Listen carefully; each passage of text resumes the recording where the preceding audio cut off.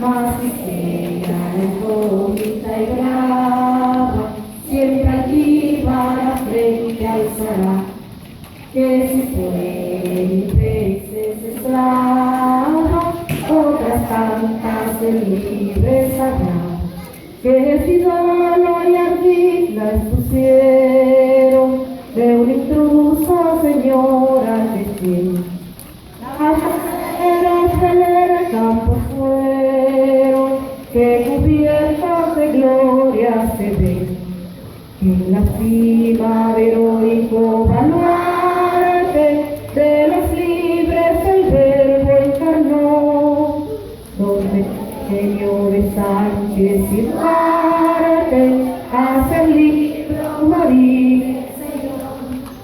Y si pudo inconsulto caudillo de esas glorias el brillo empañar, de la guerra se vio en Capotillo la bandera de fuego ocean, y el incendio que atónito deja de Castilla el soberbio león, de las playas gloriosas se aleja, donde flota el cruzado pendón.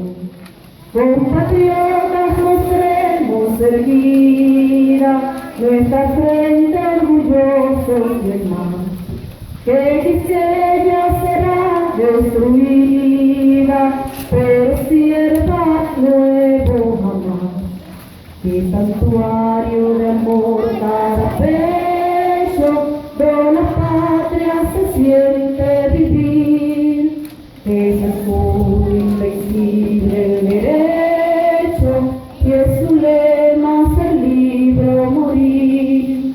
Libertad que os yergue serena, la victoria en su cara triunfal, que el clarín de la guerra resuena, pregonando su gloria mortal. Libertad que los ecos se agiten, mientras llenos de noble ansiedad, nuestros campos de gloria repiten, libertad, libertad.